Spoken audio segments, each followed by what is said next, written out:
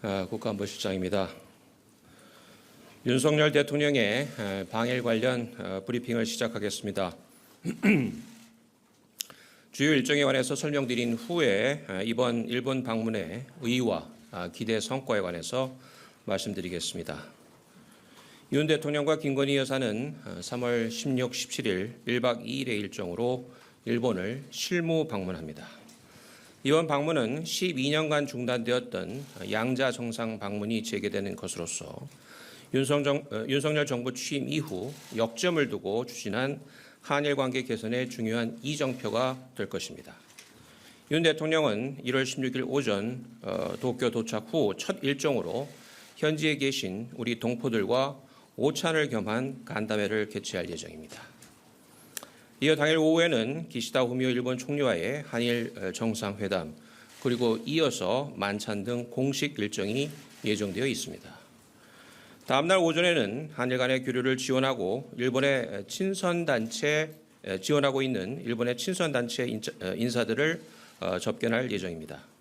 대표적인 입법부간 교류단체인 한일의원연맹과 민간 교류 역할을 담당하고 있는 한일협력위원회 소속 정계 주요 인사들이 참석할 것입니다. 윤 대통령은 한일 양국 간 주요 경제인이 동석한 가운데 오찬을 겸한 한일 비즈니스 라운드 테이블을 갖고 양국 경제교류 활성화와 기업인 간 교류를 지원할 계획입니다. 이어 오후에는 일본인 대학생과 한국인 유학생이 참석한 가운데 한일 미래세대 대상의 강연회를 가질 예정입니다. 이 일정을 끝으로 윤 대통령은 3월 17일 늦은 오후 귀국할 예정입니다. 이번 방일에는 김건희 여사도 함께 동행합니다. 기시다 유코 여사와의 만남을 포함해 다양한 일정을 일측과 조율 중에 있습니다. 방일 관련 상세한 일정은 일측과의 협의가 남아있는 관계로 마지막까지 조정될 가능성이 있다는 점을 감안해 주시면 좋겠습니다. 변동사항은 다시 알려드릴 기회가 있을 것입니다. 다음으로 이번 방일 의의와 성과에 관해서 설명드리겠습니다. 우선 이번 방일은 그간 경색되었던 한일 관계가 정상화의 단계로 본격 진입했음을 알리는 의미가 있습니다. 작년도 두 차례의 다자회의 계기에 한일 정상회담에 이어서 이번에 상대국을 직접 방문하여 첫 만남을 갖게 되며 이러한 양자 방문 외교는 12년 만으로 2011년 10월 노다 요시히코 일본 총리의 방한, 같은 해 12월 이명박 대통령의 방일 이후에 12년 만에 처음입니다.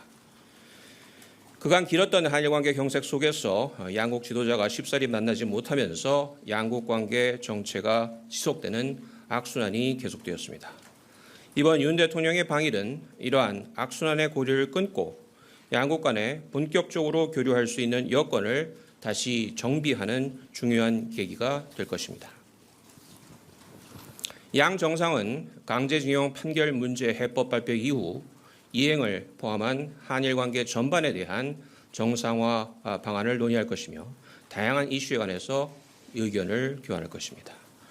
또한 경제 협력을 가로막고 있는 정책적 장벽들을 해소하고 양국 간 경제 협력을 심화하는 방안에 대해서 논의할 기회가 있을 것으로 생각됩니다.